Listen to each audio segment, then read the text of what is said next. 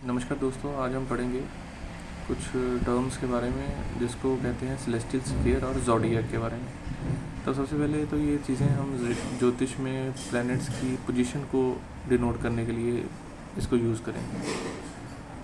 तो ज्योतिष एक छोटा सा टर्म और समझते हैं कि ज्योतिष को आइज़ ऑफ वेदास भी कहते हैं। वो इसलिए कहा गया कि धर्म, अर्थ, काम और मोक्ष को रियलाइजेशन के लिए ज्योतिष की बड़ी इंपॉर्टेंस मानी गई है शुरू से। वो आगे जाके समझेंगे वो कैसे होता है ऐसे। सबसे पहले हम एक अर्थ ड्रॉ करते हैं।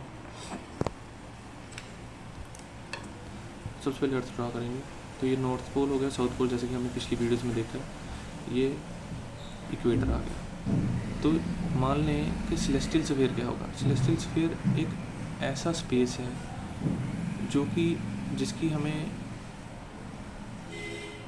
डिस्टेंस का कोई भी अनुमान ही नहीं है, तो हम उसको इन्फिनिटी लेंगे, एक वास्ट स्पेस है।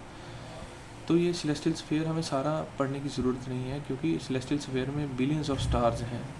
हमें सिर्फ उतना पढ़ना है कि जो ह्यूमंस ने अपनी आइज़ से देखा, जिन प्लैनेट्स को देखा और जिनकी एनर्जीज़ का ह्यूमंस ने अपने बॉडी पे असर समझा, हम सिर्फ उन प्लैनेट्स के बारे में देखेंगे। तो वैसे तो सेलेस्टियल स्फीयर बहुत ज़्यादा बड़ा है, लेकिन हम सिर्फ उतना एरिया देखेंगे जिसमें हमारा ज़ोडिएक, स्टार्स, कुछ स्टार्स काउंट हो सकें और नक्षत्र काउंट हो सकें। तो इसलिए सिर्फ हमने वहाँ तक ही पढ़ना। तो इसको बनाने का तरीका भी हम समझेंगे।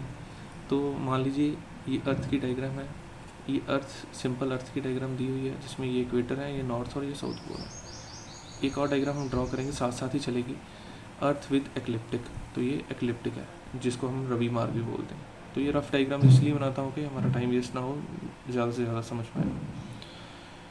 तो अब हमने क्या करना है, अब हमने बाहर की डिमार्केशन ख़त्म कर देनी है। वो इसलिए क्योंकि हमने सेलेस्टियल स्फीयर बनाना है।